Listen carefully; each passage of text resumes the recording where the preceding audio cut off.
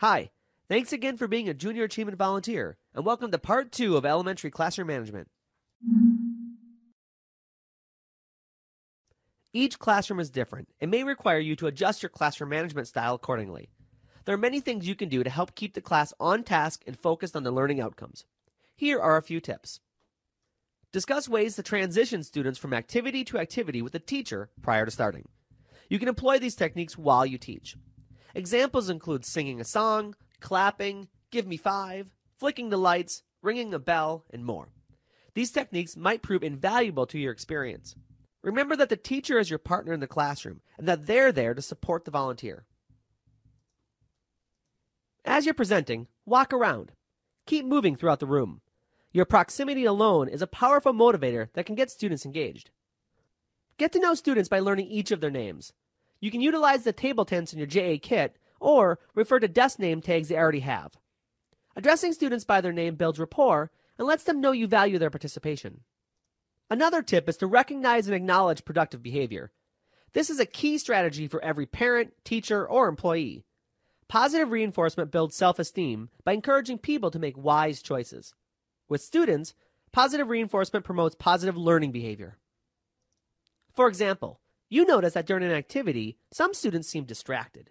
You look around the room and identify one table that seems to be cooperating and on task. You say, "Oh, I like the way that group 3 is working together. Looks like they're going to be ready for the next activity." If more than one group seems to be off task, ask a polling question of the entire class or just the distracted groups. Give everyone a chance to respond and ask additional questions of the distracted students. So, for example, let's say you're teaching a JA program where you're sharing information on how new products have changed how we live. Some students become disengaged, so you poll the students. You say, "Give me a thumbs up if you feel the iPod has changed how we get and listen to music." You can also try asking open-ended questions to further get students engaged in interesting conversation. You might try, "Give me another example of how entrepreneurs have changed the way you and your family live in your community." If students are tattling on one another, redirect the students' attention and remind the students to focus on their own actions. If the issue requires attention, work with the teacher to address it accordingly.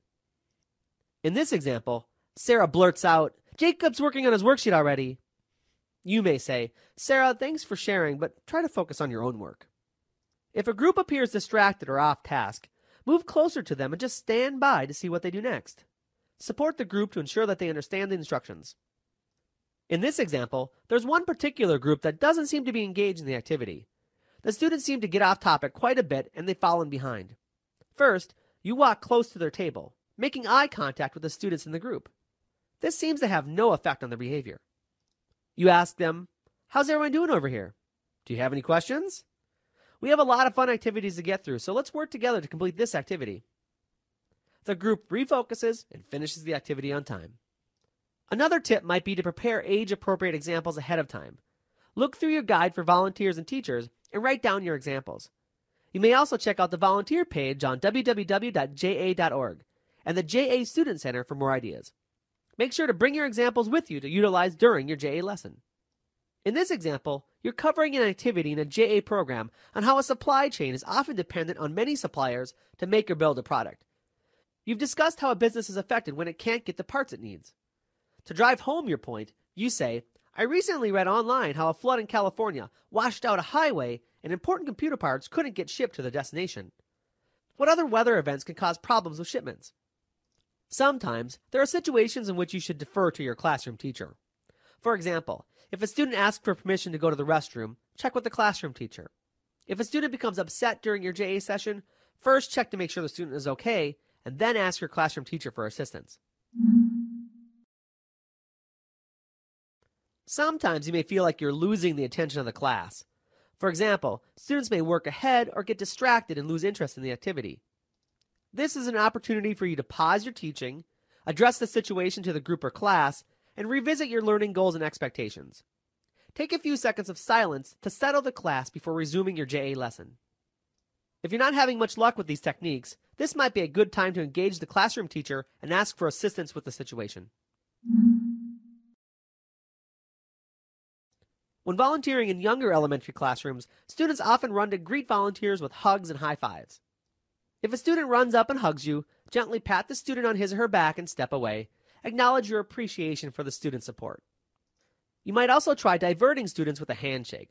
Demonstrate the significance and importance of shaking hands in the workplace. Practice shaking hands with the student. If time allows, try re-entering the classroom, this time using the handshake greeting. In this example, as you enter the room, your classroom full of excited kindergartners sees you and comes running to greet you. You say, "Oh, I'm so happy to see you. It's great to be back." As they attempt to hug you, you say, "Let me show you another way of greeting people. Do you know how to shake someone's hand?" You proceed to demonstrate how to shake their hands and say, "This is how adults often greet each other." All of the students are asking to shake your hand, but it's taking too much time. You say, "Let's practice shaking hands at the end of class, if we have time. On my next visit, we can greet each other with a handshake." If you want more guidance on this topic, please review the Volunteer Conduct Standards document you signed with your JA area representative. Thanks for watching Elementary Classroom Management. If you have additional questions, you can always reach out to your local JA area representative. As a Junior Achievement Volunteer, you're part of a network of hundreds of thousands of volunteers, and you play an integral part in empowering 10.6 million students globally to own their economic success, including more than 4 million in the United States. You are truly making a difference in the lives of our students, and we hope to have you in the classroom again and again.